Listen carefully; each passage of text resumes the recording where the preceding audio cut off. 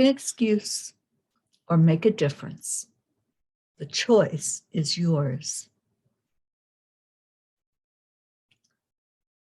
There's a whole lot of hurting people in the world today. As I sat in silent reverie tonight, waiting for the words to flow onto the computer screen, it only seemed to stare back at me with a blank white glare. Usually, a thought will form, a story will be brought to memory, or a picture might elicit a special part of the journey to share.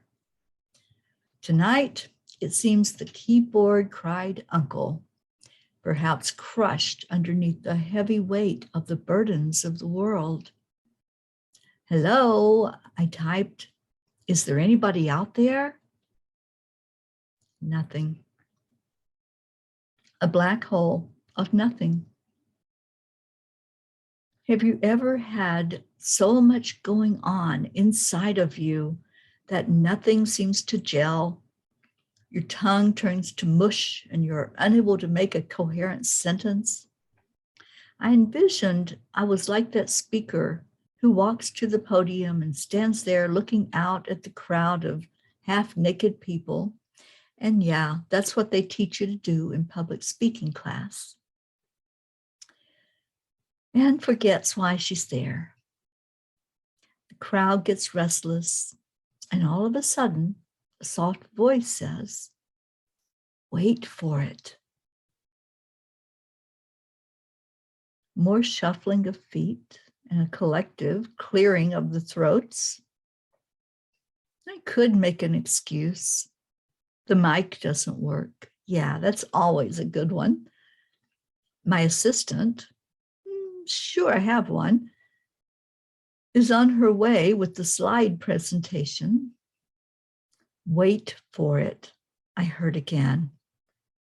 Finally, in frustration, I cried out, "What am I waiting for?"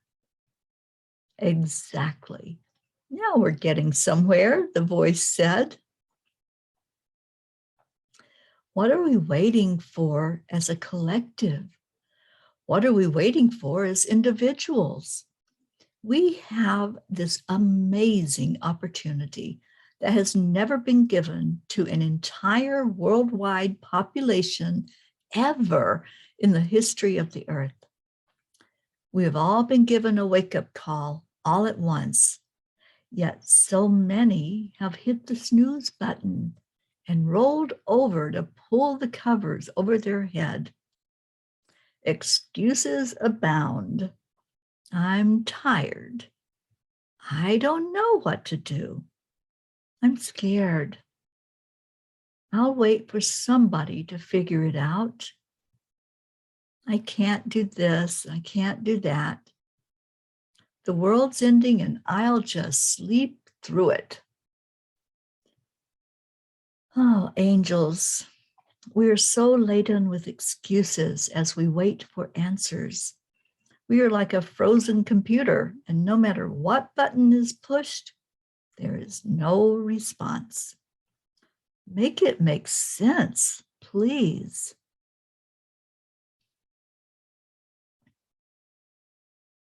Dear ones, we sense your frustration. We watch and wait as you rack your brains for answers instead of your heart. You are trying to fit a round peg into a square hole. The parts are not fitting so easily, are they? None of you can agree on whether to chop off the parts of the circle to fit the square or to carve out the square to accommodate the circle. You have forgotten how to trust in who you are and the power within you.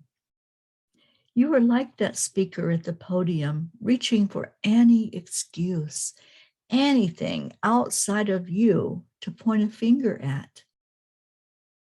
We invite you to consider that if you stop pointing fingers, stop blaming and shaming and fighting against each other, you will make far more progress together. Yes, we see your feathers ruffling. We see the excuses already forming on your lips. To us, it is like static coming across a radio station because nothing is in alignment and it's all garbled. We are not asking you to solve the puzzle. We are asking you to use the right pieces that belong to the puzzle you are working on. Maybe that square peg belongs to another puzzle and not the one at hand. As long as there is blame and shame going on, nothing will be solved. As long as there are excuses and a wait and see attitude, you don't have all the players participating in the team event. Not making a decision is making a decision to stay a part of the problem and not cohesively seek a solution.